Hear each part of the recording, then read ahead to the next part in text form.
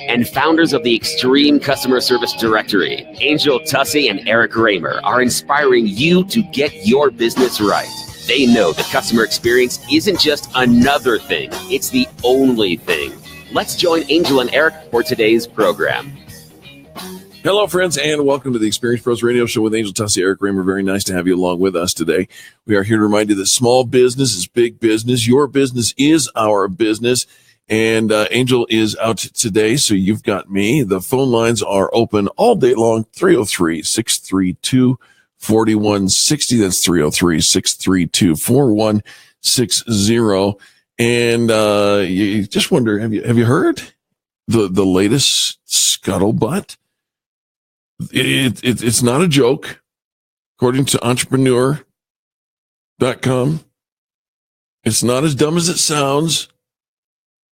It sounds kind of dumb. Variety is reporting that Fox Searchlight announced the production of, get this, Flamin' Hot, the true and inspiring story of a billion-dollar snack. Chester Cheeto is coming to a theater near you, folks.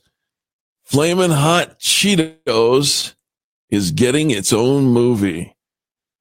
If you're not up on your finger dust history, here's the short of it. In 1976, Mexican-born janitor Robert Montanez was working at Frito-Lay's Rancho Cucamonga plant.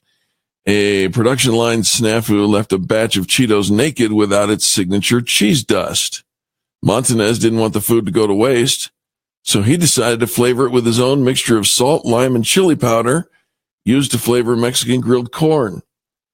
I see the corn man adding butter, cheese, and chili to the corn, he explained in an interview with Fox, and he thought, what if I add chili to a Cheeto? His creation caught the attention of Frito-Lay's president and eventually led to the company's best-selling snack. In fact, it's probably one of the best-selling snacks of all time. Montanez soon hung up as janitor mop and became vice president of multicultural sales at PepsiCo.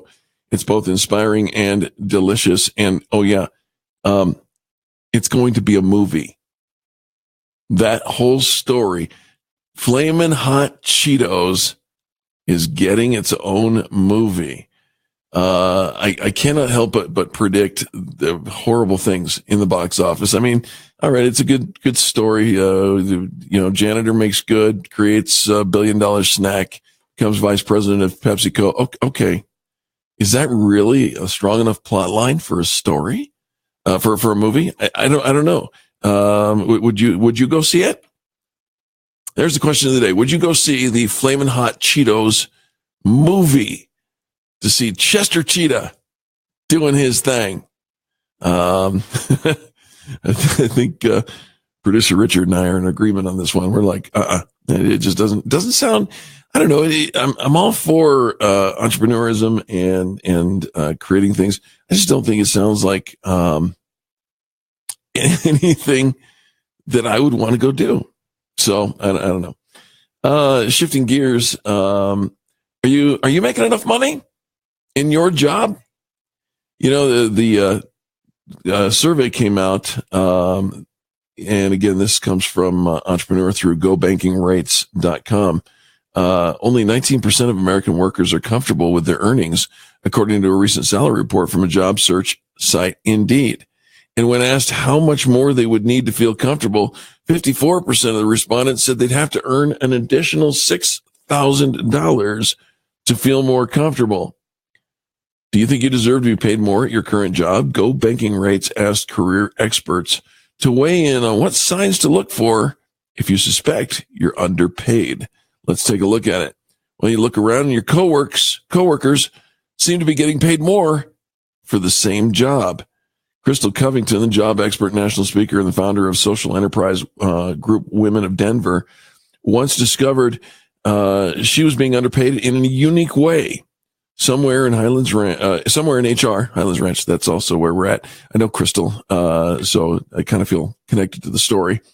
Somewhere in HR, accidentally sent me a spreadsheet with every salary in the company on it. It hurt, but it also spurred her into action. Introverted by nature, Covington is now an advocate for equal pay for women and has given TEDx talks on the subject. One of her most powerful tools and pieces of advice to those who want and deserve a raise: practice talking about money. Many, especially women, she said, find speaking to managers about their salary daunting. What you should consider. Covington suggested first writing down what you think you're worth. Then ask human resources for your job's range of salaries and try to negotiate the higher ranges. How? Practice, preferably in a group. While it might not be comfortable to ask for a raise, practicing will make it more bearable. In Covington's case, she negotiated 10% of increase in pay. Not bad for an introvert who always found it difficult to discuss her salary. So take a look at your coworkers. Are they getting paid more for the same job? 6 telltale signs that you're underpaid. That's what we're talking about here. The data is on your side. There are many websites that can help you determine your worth. So says Sally Krawcheck, co-founder of CEO of Ellevest, a digital investment platform created for women. She recommended Comparably, which offers salary reports, which can help you see where your compensation ranks among similar jobs. Meanwhile, Hired.com will show you up front job offers from potential employers, including compensation numbers that you've after you've answered a few questions. And GetRaised.com takes you one step further, not just with calculations of your pay gap, but with step-by-step instructions on how to approach your boss to get the best results. I know that Indeed.com also gives you a salary range for your profession. Krawcheck recommends that you schedule a one-on-one with your manager to discuss what you found. Obviously, subtlety goes a long way here. You get a lot more honey, in other words, money, with a smile than a shout. Don't yell at them. Make it clear that others doing the same work with the same credentials, experience as you make more money. Let's take a look. Your peers are getting promotions. Are you skipped over for a promotion? That's frustrating, isn't it? When your peers are skipped over, or you're skipped over and your peers are getting those promotions, it could mean that without knowing it, you've moved up the ladder without the pay benefit, says Lauren McAdams. She's a career advising and hiring manager at Resume Companion. This indicates you now have a degree of seniority, and it also shows your company has been a little too stingy with salary increases. In this instance, circumstances are ripe for asking for a pay boost. She says, schedule a one-on-one meeting well in advance of your pay review. The theme should be, what does success look like for me? Ask for specific numbers, how many new clients, competing with the project, completing which project by what deadline, how many hires, etc. So when it comes to review time, there's no room for disagreement. Clarity is your goal. Love that. Communication, big, important. How about this? Are you underpaid? You look around and see if you've developed new skills, but you haven't earned a new raise. If you've added skills, a certificate or a degree to your resume could be a sign that you deserve more pay. Simply putting in time with the company does this to some degree, says McAdams. But if you receive certifications or continuing education, but you have been rewarded for your greater effectiveness, now's the time to bring that to your attention of your manager. And the fifth sign that you may be underpaid, your boss just never followed through.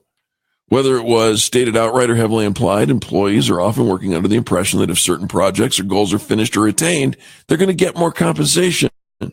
But like a workplace sitcom, sometimes signals are crossed and the boss forgets all about the deal. In order to avoid confusion, you need to have a clear discussion with your manager about what success looks like, not just for you, but for your department and company as well. And then finally, your company's offering more pay for a similar job.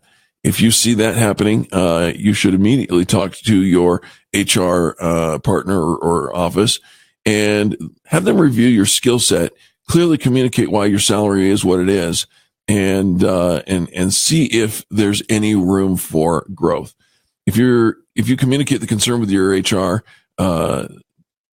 person, you can say they can share the things you could do to increase your pay, as well as what was shared on your performance evaluation for the merit increases or other promotional opportunities based on performance.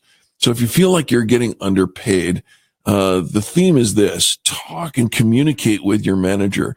Do it well in advance of your employee review and ask questions, bring data and ask questions to say, what is the specific job description and what is the next step that will merit me meriting a pay raise? There you have it. Don't go anywhere, folks. We got more positive business talk just ahead. You are listening to the Experience Pros radio show. We're going to talk about the changing workforce next. You're going to want to hear this. For the archives of this broadcast or anything that we do, check out experiencepros.com. That's experiencepros.com. Back after these messages.